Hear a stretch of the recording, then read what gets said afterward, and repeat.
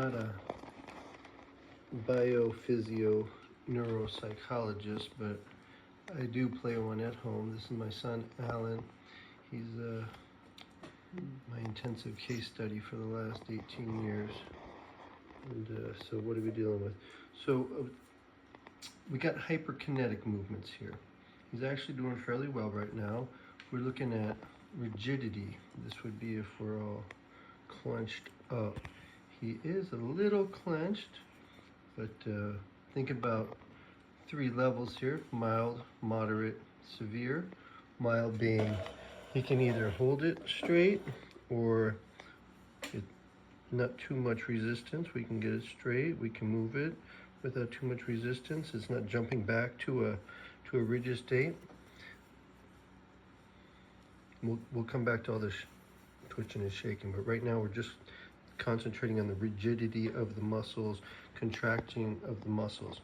So mild is where we're at right now. Moderate would be, he would definitely be seeing them like that, but you'd be able to straighten them back out with some mild resistance on his part, but they would more than likely go right back to where they were at. And then we have extreme, where he's pretty much clenched and you would have to struggle to straighten his hands out. Okay, and then moving on from rigidity, we have the idea of spasticity. That was a spasticity we're talking about when we this is the toe walking. The pressure of standing on our feet or triggering a stretch reflex and making us stand up on our toes involuntarily. Hyperkinetic movements are involuntary muscle movements. Okay, so what we believe is going on, you might see this, feet crossed. I don't like this. One reason for that is just awareness of the muscles. The inner muscles are stronger than the outer ones, hence they'll tend to cross. 2, we're holding our feet up, and it might just be easier to cross our feet, but we're holding our feet up. The guess here is that, or the theory here is that because by touching at the bottom, we're triggering that toe walking stretch reflex, and that's just not comfortable. Okay, moving on from there, we have what happens when we have brain dysfunction is all the muscles become hyper excited, kind of thinking like, hey, we got some poor communication here. Let's put everything up on high responsivity, so any signal we get, we definitely can receive it. That's kind of my theory behind all of that. So what we got is 2 things. We got 2 things going on with that. One, just the general tremor. If you don't know it, your muscles, in order to not atrophy, do have a general tremor in them. And so as we have hyperexcited muscles, the essential tremor becomes visibly noticeable. Okay, so we can classify that tremor into 2 things: at rest and when the muscle's moving.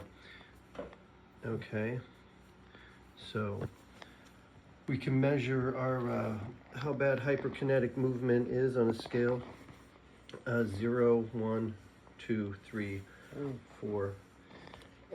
So 0, typical person. 1, we're going to just hold the hand 15 seconds like that, and this is our stationary. We're sitting down using the same hand all the time. In that 15 seconds, did we have just 1 or 2 seconds of twitching? Did we have 50-50 twitching? Did we have just 1 or 2 seconds of not twitching? Full-on twitching all the time? Full-on twitching that's also moving your hand about because it's so severe. So that's our hyperkinetic measurement scale there. So Alan's about at a 1, I would say, or 50-50. You could say 50-50, but you pick 1. Is it just a few seconds of twitching there at stationary? And then we have some big twitches that happen.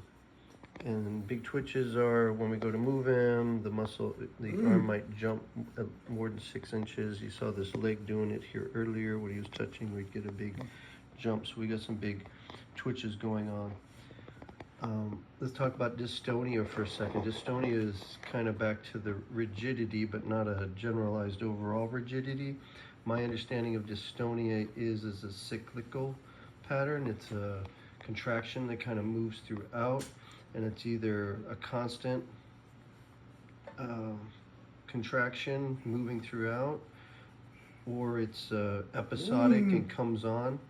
You could imagine that if it was some sort of episodic and you didn't know, you're having a problem just trying to understand the world about you and what's going on, that could maybe be a little exciting and might cause you to trigger a fight or flight reflex. Hence, think hyperactivity in small kids if it looks like they're really having some sort of dystonia. Back to the root cause of all this, dysfunction in brain tissue in the central nervous system. Whether that's signals originating in the brain, not being communicated, not being received, all of the above. What can we do about that?